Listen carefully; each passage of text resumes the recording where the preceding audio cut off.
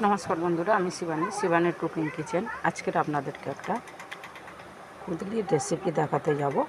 তো কুঁদলির সঙ্গে আমি কুঁদলি নিয়েছি, বেশ কিছু বটবটি নিয়েছি, আলু নিয়েছি, পেঁয়াজ নিয়েছি, কাঁচা লঙ্কা আছে, আর ওর সঙ্গে আমার কিছু নদীর মাছ আছে, গুঁড়ো মাছ আছে। এই নিয়ে আমার আজকের রেসিপি। চলুন, আর হলুদ আর লঙ্কা আছে, এই নিয়ে রেসিপি। চলুন কীভাবে রেসিপিটা বানাবো আপনাদেরকে দেখাবো।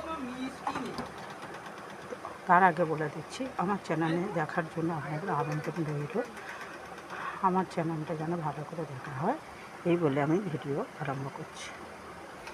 আমি একটা কড়াই বসিয়ে নিয়েছি, কড়াইয়ে বেশ কিছু তেল দিয়েছি। ওই তেলে মাছটা আমি ভাজবো। তেলটা গরম হওয়া পর্যন্ত ওয়েট করব।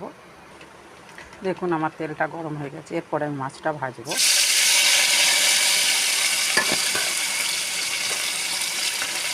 মাছ আমি ভালো করে ভেজে নেব, তারপরে আপনাদেরকে দেখাবো।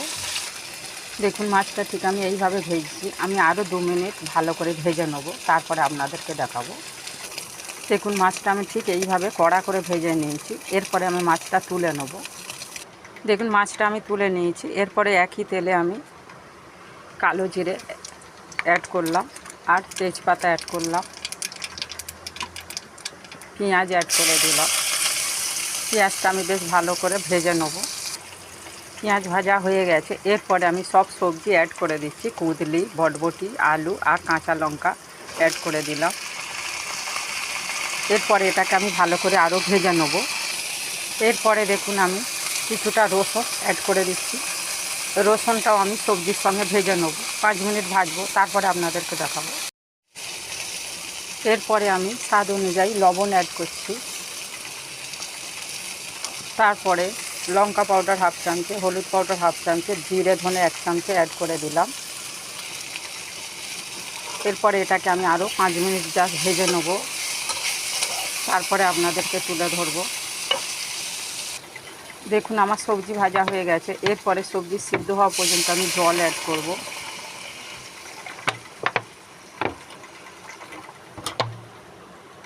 আমি এতটাই জল দিলাম, আপনারা পারলে যতটা সবজি ততটা জল দেবেন। এরপরে আমি একটা ঢাকা দেবো, যাতে সবজিটা সিদ্ধ হয়ে যায়, সেই পর্যন্ত আমি ওয়েট করব।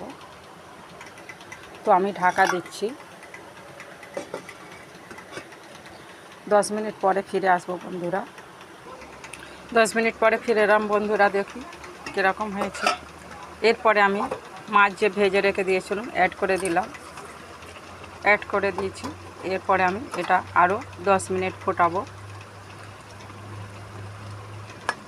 তারপরে আপনাদেরকে তুলে ধরবো। তো আমি 10 মিনিটের জন্য আবার চাপা দিয়ে দিলাম। 10 মিনিট পরে ফিরে এলাম বন্ধুরা। দেখুন এই রকম হয়েছে। আমি এর জলটা আছে, জলটা পুরো মেরে দেবো, মানে একদম ড্রাই হবে, সেই পর্যন্ত আমি ওয়েট করব। আরও আমি কিছুক্ষণ চাপা দিচ্ছি। জলটা যতক্ষণ না মরে ততক্ষণ আমি রান্না করতে থাকব। 10 মিনিট পরে ফিরে এলাম বন্ধুরা। আমার আরও 5 মিনিট হবে। আর কুঁদলি একঘেয়ে না খেয়ে আপনারা যদি এরম বটবটি, কুঁদলি, আলু দিয়ে এরম চচ্চড়ি করে খান, খুবই ভালো লাগবে। একদম ড্রাই চচ্চড়ি।